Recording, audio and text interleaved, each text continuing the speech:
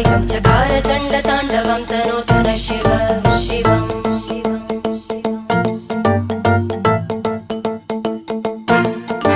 जटाकटाह सम्भ्रम भ्रमन्निलिम्प निर्जरी विलोलवीचि वल्लरी विराजमानमूर्धनि धगज्ज्वलल्ललाटपट्टपावके किशोरचन्द्रशेखरे रति प्रतिक्षणं मम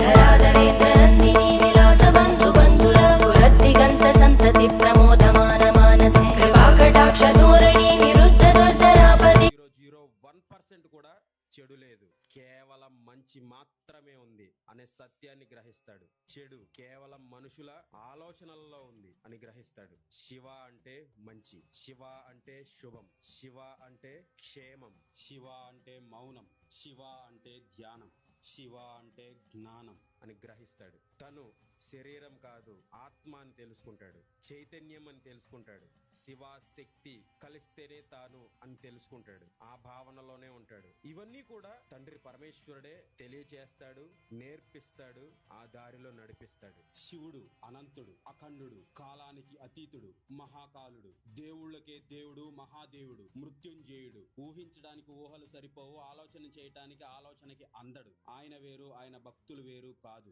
ఆయనలో ఏ లక్షణాలైతే ఉంటాయో ప్రతి ఒక్క లక్షణం భక్తుడిలో రిఫ్లెక్ట్ అవుతుంది. ఆయన గురించి, ఆయన భక్తుల గురించి చెప్పాలంటే మాటలు సరిపోవు, అనుభవాలు మాత్రమే ఉంటాయి. అనుభవపూర్వకంగా మాత్రమే తెలుసుకోవాలి, అనుభవిస్తే మాత్రమే అర్థమవుతుంది. శివభక్తుడిగా మారాలి అన్న కొన్ని వేల కోట్ల జన్మల అదృష్టం చేసుకొని ఉండాలి. ఒకవేళ నువ్వు ఇలా మారాలి అనుకుంటే, ఈ దారిలో నడవాలి అనుకుంటే, ప్రతిరోజు దక్షిణామూర్తి స్తోత్రం చదువు, అట్లీస్ట్ విను. ప్రతిరోజు శివలింగానికి అభిషేకం చేయి, చిన్ముద్రతో 10-15 నిమిషాలు ధ్యానం చేయి. మిగతాది ఆ తండ్రి పరమేశ్వరుడు చూసుకుంటాడు. నమః పార్వతీపతయే హర హర మహాదేవ శంభో శంకర.